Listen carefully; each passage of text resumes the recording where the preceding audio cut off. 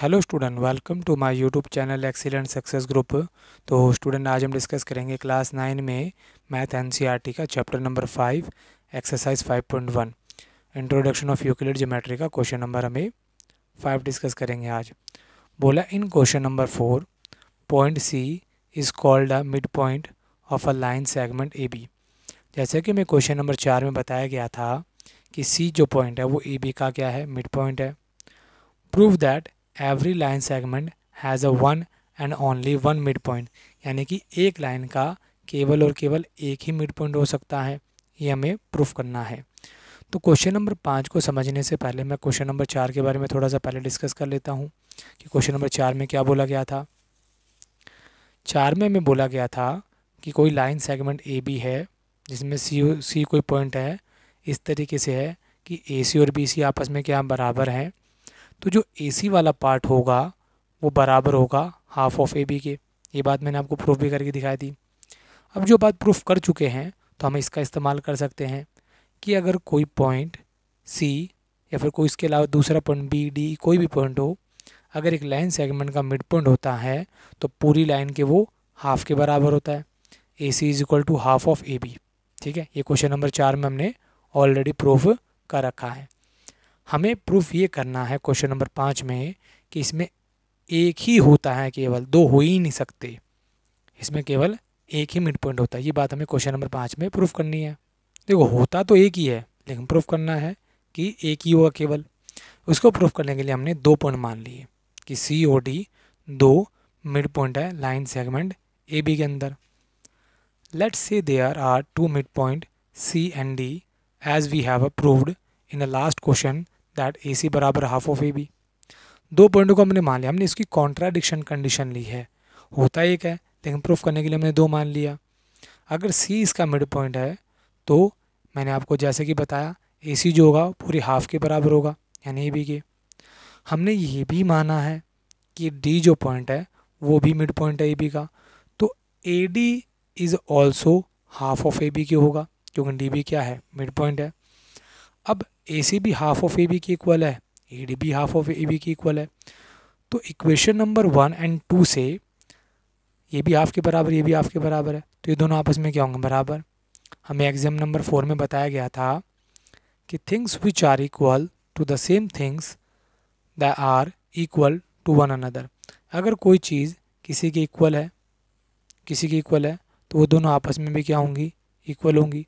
तो ए सी और A D आपस में बराबर होंगी। अब आप देख रहे होंगे ए सी छोटी लेंथ है और ए डी बड़ी लेंथ है। अब कोई छोटी लेंथ मान लो तकरीबन 3 की होगी, ये 4 की होगी, तो 3 4 के बराबर तो हो नहीं सकता। ऐसा केवल एक ही सिचुएशन में पॉसिबल हो सकता है जब ये कोइंसाइड हो।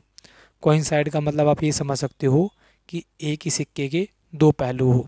जैसे कि ये एक पेन है, ठीक है, इस नोक से लेके यहाँ तक की जो लेंथ है वो उतनी ही होगी अगर मैं इसको टर्न कर दूँ, उल्टा कर दिया, यहाँ से लेके यहाँ तक नापूंगा तब भी तो उतनी रहेगी। यानी कहने का मतलब सी पॉइंट अगर यहाँ पे है तो डी पॉइंट जैसे इसके ऊपर ही होगा या इसके नीचे की तरफ होगा, होंगे ये दोनों एक ही जगह पे।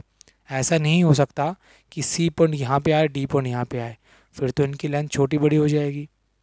तो इसका मतलब सी पॉइंट ऊपर है तो डी पॉइंट एक्चुअल में इसके जस्ट नीचे होगा या जस्ट इसके ऊपर ही होगा।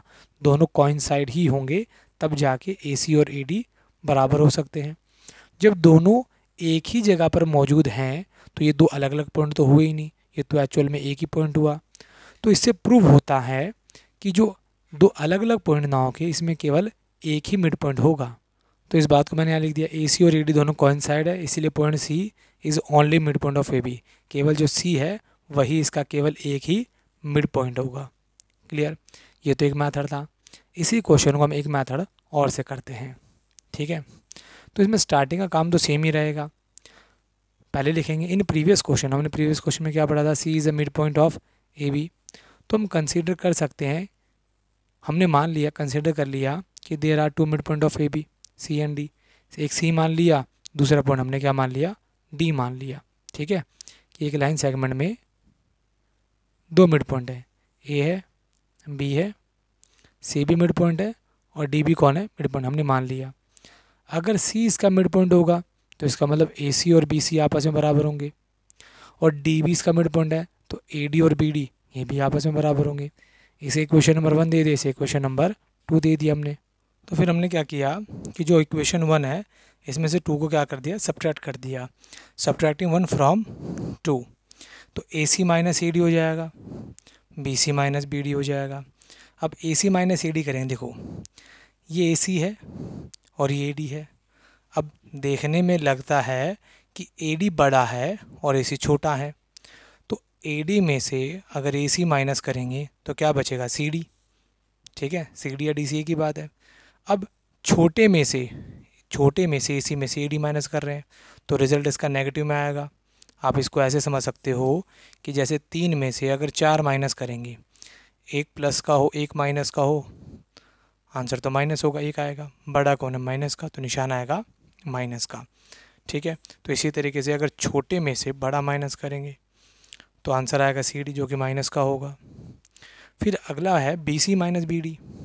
BC ये वाला पार्ट है, BD ये वाला है। BC में से BD माइनस करेंगे, क्या बचेगा, DC या CD की बात है। अब BC बड़ा है, BD छोटा है, तो आंसर किस में आएगा, पॉजिटिव में। मैं सेम यही एग्जांपल लेता हूँ।